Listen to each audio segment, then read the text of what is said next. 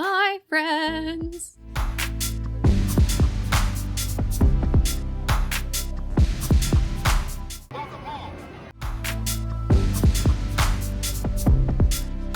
Adam and I recorded a recap while we were walking from the boardwalk to Hollywood Studios, but unfortunately a storm was oncoming, so it was fairly windy, there was thunder, and the audio just wasn't very good.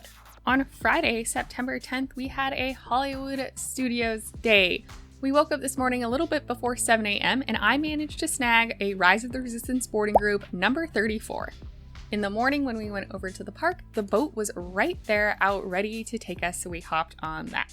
Unfortunately, Boardwalk is basically last, so the boat goes to Boardwalk, then it goes to Beach and Yacht Club, then it goes to Swan and Dolphin, and then finally heads to Hollywood Studios. So it did take about 20 minutes and the walk is definitely faster. Lesson learned, and this is why we walked from now on. When we arrived at Hollywood Studios this morning, quite a lot was down. Slinky Dog Dash was down, Rise of the Resistance wasn't running yet, and Tower of Terror was down. We didn't quite rope drop, but we did get there more or less on time, and since everything was down, we weren't sure really what we wanted to do, we just started moseying our way towards the back of the park, sort of to Rock and Roller Coaster. Lucky for us, the Tower of Terror came back online at a very convenient time. We weren't far from the entrance at all once the ride came back. The posted wait time was 20 or 25 minutes, but it definitely was not that. We got through that line pretty fast. Sadly for me, we got a bunch of small drops for our Tower of Terror sequence. I really like the big drops, so I mean, it's always a fun ride, but it was a little bit disappointing. After that, we went over to Rock and Roller Coaster, where that again was like a 20 or 25 minute wait. Not too bad at all. Mickey and Minnie's Runaway Railway had pretty consistently been a 60-minute wait. It finally dropped down to 45 minutes, so we decided to bite the bullet and get in that line. The actual wait time was only about 25 minutes though, so that was great. This was our first time on Mickey and Minnie's Runaway Railway, and it was really cute. We sat in the first car, first row, so that was some awesome luck. Also, I've been avoiding major spoilers. Of course, I've seen bits and clips and pictures, and I know some things, but I haven't done a full point of view ride through at home. I knew from the internet that the little bird, I believe their name is Chewie, was a big deal. Chewie is super cute and I like them a lot, but it turns out that they are very periphery to the ride actually, which was pretty funny to me. She's like barely in it, honestly, unless I missed a bunch. It was awesome to be able to finally get on Mickey and Minnie's Runaway Railway, and I think, yeah, a 20 or 25 minute wait is totally appropriate. Rise of the Resistance boarding groups were going very slowly. We didn't end up doing Rise until close to 1 o'clock, and again, that was for boarding group number 34. Then once we did finally get in the queue, we still had to wait about 45 minutes before we did the actual ride. I am happy to report though, we did get full A mode. You may remember a couple days ago, it was the sort of B mode situation where we didn't get the Kylo animatronic, and I'm not sure if there were other parts that weren't working per se, but I think this was like the full experience. And we did get to sit in a different row, so we had a slightly different experience than we had 2 days ago. I still think it's a perfectly good ride, and I certainly enjoyed it, but as someone who's not really a Star Wars fan at all, again, like, I'm a little bit more ambivalent about Rise of the Resistance than most people, I think. We also rode Toy Story Mania. It's probably one of my favorite rides in the parks. I think it's so re-rideable. Adam did beat me again, of course, but whatever. This was also our first time through the standby queue for Toy Story Mania, which was really cute, but there were parts of it that did feel quite claustrophobic to me. For lunch, we did mobile order from locations within Hollywood Studios. I did Woody's Lunchbox, where I got the brisket meal and it came with a small side, so I got a few tots. Adam did the Ronto wrap and also got a croissant cooler, which is a sweet alcoholic drink. It was tasty and refreshing. It was, again, a very hot day, so it was nice to have a cool drink, but it was definitely on the sweeter side, and I would say it wasn't particularly well balanced out. We were really hoping to get on Slinky Dog this morning, but it just kept going down. It came up for a little bit, but then it went back down. Like when we were doing Toy Story Mania, it was down that whole time, so no luck this morning.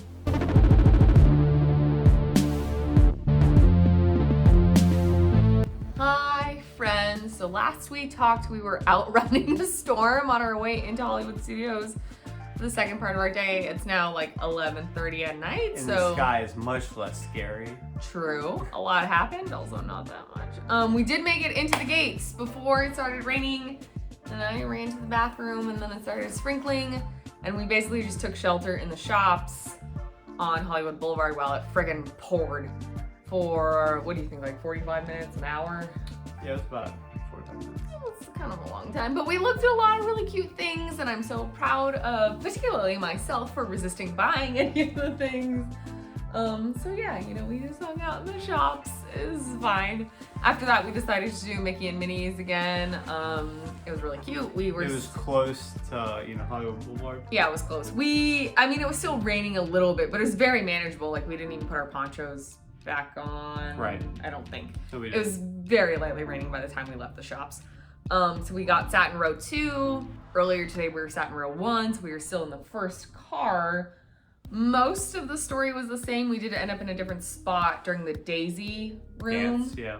Yeah, but we started in car 1, we ended in car 3, so I think most of it was the same. Still super cute. I'm glad we did it. It was great. We debated trying to squeak something else in, but we did have 625 reservations at Topolino's Terrace over at the Riviera. And the Skyliner was down because of inclement weather, right? So, we knew we would have to bus over there, and those are kind of unpredictable. So we decided not to push our luck. And honestly, I think we were both getting hungry. Yeah. So we thought, well, we could check in early and just try to have dinner early. So we went over to the bus hub outside of Hollywood Studios. The Riviera bus left maybe a minute before we got there. We saw it pull away, but the Caribbean Beach bus was right there. So we hopped on that, did that ride. We got off at the Aruba stop, which is pretty dang close to the Riviera. Yeah, it's probably like a 2-minute walk to the Riviera Skyliner. Yeah. And again, it was sprinkling, but just barely. It wasn't a big deal. So we walked through a little bit of the Aruba area and then over to the Skyliner into the Riviera proper. We checked out Le Petit Cafe. It looked really cute and amazing, but we decided to just go see on an off chance if there were lounge seats available at Topolino's Terrace. So we went up to the 10th floor. Much to my aghast, there were a bunch of lounge seats available. And not more than half by any means, but plenty. For 2. Yeah. So we sat at the lounge and we ordered some cocktails. I got the French Rose. What did you get? The Midi Spritz. Yeah, it was good. Aperol Spritz. They were great aperitifs. We paid for those before we went to our actual table, so we had 2 separate checks and just made sure everything was taken care of. But yeah, the cocktails were really good. It was actually, the reservation was under Adam's account, so he did check in the full 20 minutes prior. When you're doing the online check-in, you can tell them you're there 20 minutes before your time, and we were there and we were hungry, so we did that. And it really didn't take long after we ordered our drinks to get a text message to say that they were ready for us to properly sit down. So we went and got our seats. Our waiter was Dylan. He was great, fantastic. I had a couple questions about the wine and he answered all of them. And the one question he couldn't answer, he made sure to go talk to someone to make sure he could give us an accurate answer. So that was really helpful and very much appreciated. We ordered the duck gnocchi appetizer to split. We split a bottle of Greco wine, and then I had the rigatoni main, and Adam had the lobster linguine main. So the bread comes out. The bread itself is maybe not my favorite, but the olive oil that they give you is fancy. Is really fancy. It's really good. There's definitely a big difference between not that great olive oil that we buy at Kroger or whatever, and whatever olive oil they have. It was really fruity. I would eat a salad with just that olive oil as dressing. Yeah, it was so good. And at one point Adam was like, do you think we can get more oil? But they literally come and pour it and then take it away. They don't leave it at your table.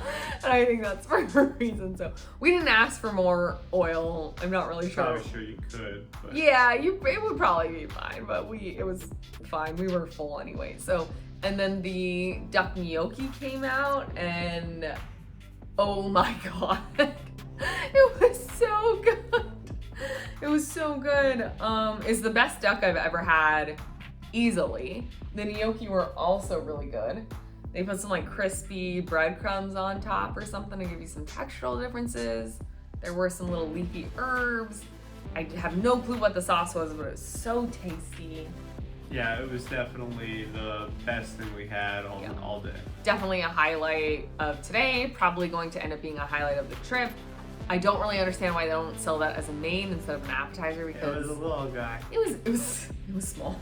It was definitely a starter. It was rich though. I mean, for splitting between 2 people, it was especially small. If you got it to yourself, I think you would probably be happy with the portion size. But just considering how good it was, I was like, can we have more of that?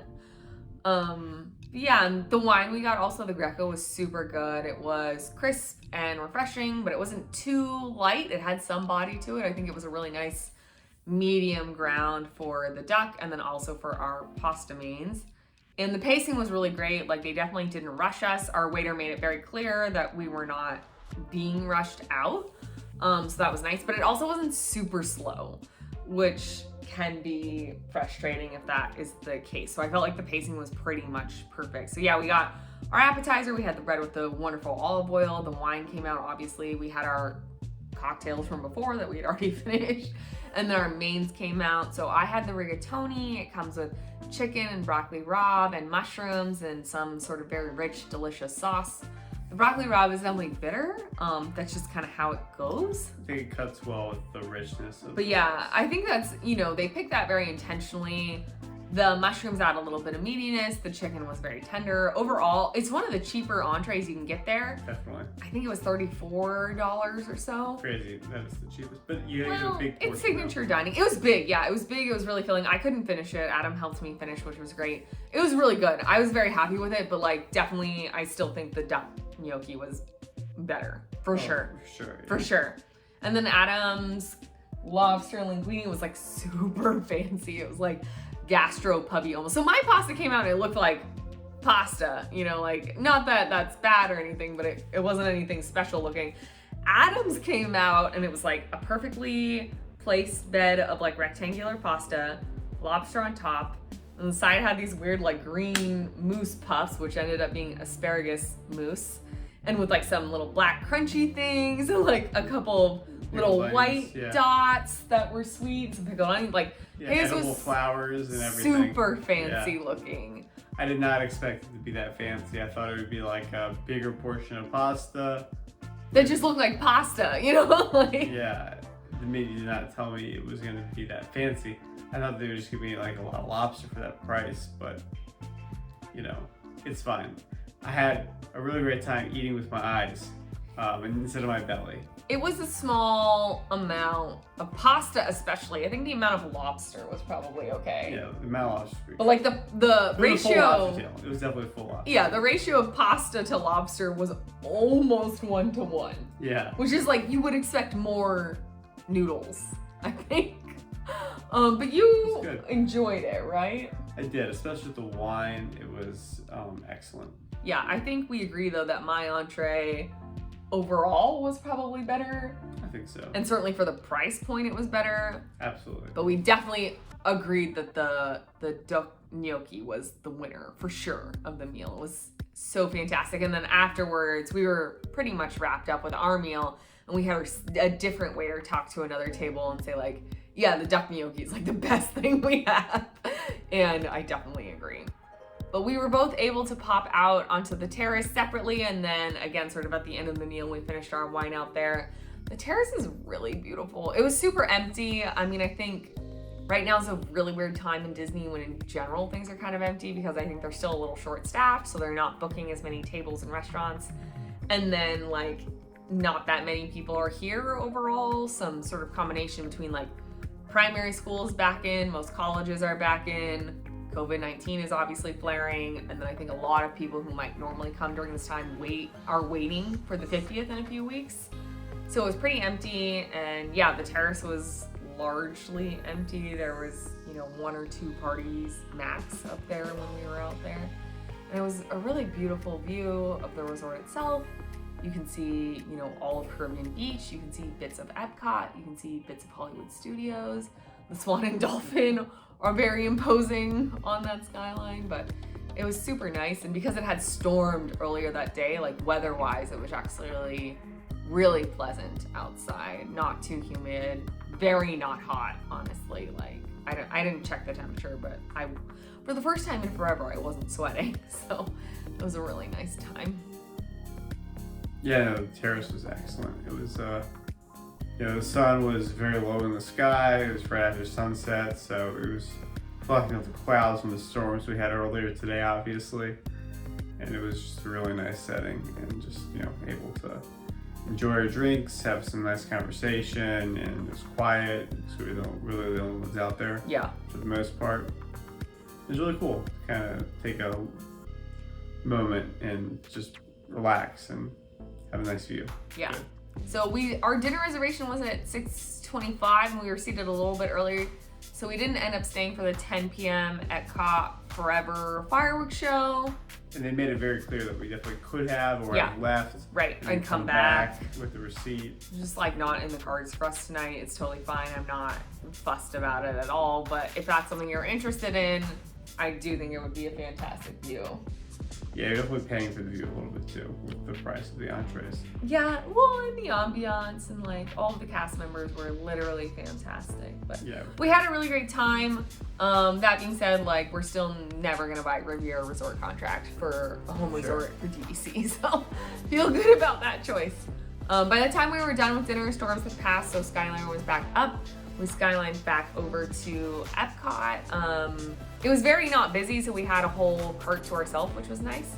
I don't know if they're normally doing carts per party right now. I think they may be filling them in general, like during peak time. So if it was us, a party of 2, and there was another party of 2 during, pre-rope drop, we may end up being in the same Skyliner cabin.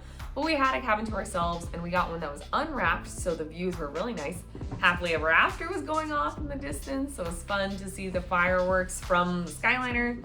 So we saw fireworks on Tuesday from Astro Orbiter and People Mover, and then today we saw Happily Ever After fireworks a little bit from the Skyliner. So that was really, I think, pretty special. Even though we didn't see Epcot Forever fireworks, we at least got some in tonight. Once we arrived at the Epcot Skyliner station, we headed over to Abracadabar on the boardwalk for one last little nightcap. I had a ghost pepper, I think it was called. It's like a pineapple vodka, I think it's vodka drink, might be gin. It's a pineapple forward drink that has some habanero lime. The spice on it is really like on the back end, so when you're first sipping it, it's very pineapple forward. And then once you swallow, you get a little hint of spice, but it's not much. I can't eat very spicy food at all. I would say I'm a mild is sort of where I max out at. I don't normally even go for medium, and I had a fine time with it. It was a really good drink. Yeah, and I had essentially a whiskey sour drink, and that was just delicious. It's a classic, of course, but a little definitely refined by Abracadabar with their different styles. So very well constructed drink and an excellent nightcap, in my opinion. Yeah, it's definitely an awesome cocktail bar. It is pretty small. We lucked into sort of walking into a table, so yay, good luck. Yeah. Definitely, I think, on a weekend night, it's probably more crowded than Friday weekdays. and Saturday, you're gonna kind of get lucky. Yeah, for sure. But then, so we just had the one drink there. It was really nice. Our server, Katie, was awesome. And then, we just walked back to our room in the boardwalk, which is where we are now. Super short walk, by the way. Really short, very nice. We're doing some laundry since we have been here for a week. There are some provisions that we just need to move on with our trip, and then we'll go to sleep. And tomorrow we have an Epcot reservation, so we can sleep in a little bit since it doesn't open till 11, and just lays around and try to catch up on some rest. Yeah, well-deserved rest. We had a very busy day today for sure. Mm-hmm. As I'm sure you've all seen and heard on this vlog. But yeah, no, definitely an excellent another Disney day. Yeah. And looking forward to the next one. We certainly have not been quite as efficient in Hollywood Studios as we have been in Epcot. So depending on how tomorrow goes, basically, which will probably split between Epcot and Hollywood Studios, we may end up toggling a little bit of next week over. Like right now we have an Epcot reservation, we may toggle it to Hollywood Studios because there just is more. Yeah, the weather was not cooperating with us today. Yeah, there's more rides for us to hit up over there than at Epcot for sure. And I think there's some more experiences we would like to participate in. But overall, like another day where we got Rise of the Resistance. So we've ridden it 2 times now. We got on Mickey and Minnie's twice, so that's great. So those are like the new to us experiences at Disney. Yeah. And definitely at Hollywood Studios. That was awesome. And yeah, just generally a pretty good day. Topolino's was excellent. I'm really glad that we went. I will say though that, like the whole time we were there were spots available at the lounge. So I didn't think that was normal. That's probably not normal, but at least if you're going during very low crowd times, like you can probably eat at Topolino's via the lounge without having a reservation. Yeah, and they're very friendly, and someone drop $50 on a bottle of wine, they'll let you sit for as long as you want. Forever. Yeah, so and, it's awesome. It is what it is, I guess. And in terms of the restaurant itself, the tables were spaced out quite far. Yeah. I don't know if that's a COVID thing or a staffing thing or what, but it was really nice to not be like right up next to another party. Mm-hmm. There was easily, what do you think, like 9 feet between us and the next table? It was more than my arm's width for sure. Yeah, no, they're definitely not packing you in, that's for sure. Yeah, so it felt really nice and luxury and a little bit more quiet in that sense, where Adam and I could have a conversation without having to deal with whatever the people next to us were talking about. Yeah, for sure. So yeah, it was a really good time. A wonderful signature dining experience. It would have been nice to put it on the dining plan, but such is life. We paid out of pocket. After tax and tip, it was like $185 or so. Yeah, that's with a bottle of We wine. did get a bottle of wine, so I mean that's $50 on its own. Yeah, it's definitely expensive. Your entree is gonna run you probably on average, $40. $40, and we got a $15 to $20 appetizer. Yeah. But the gnocchi is so worth it. It's so good. Get the gnocchi. Get the gnocchi if you're doing anything. Get that. Yeah. It's so good. Yeah. Even though it's itty bitty. Look, we're on vacation and we're revenge spending, so be it. But yeah, so we still have about a week left in Disney.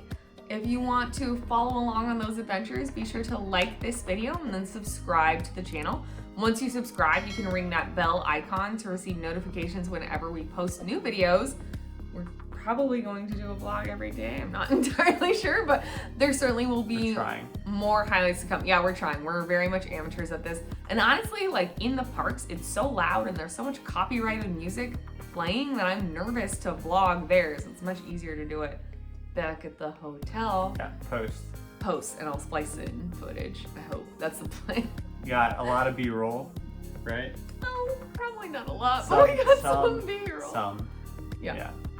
Yeah, another excellent day for us, and we're gonna rest up and get ready for Epcot tomorrow. We're gonna meet up with a bunch of our friends, so I'm so excited to see them and hug some people in person for the very first time. It's gonna be awesome.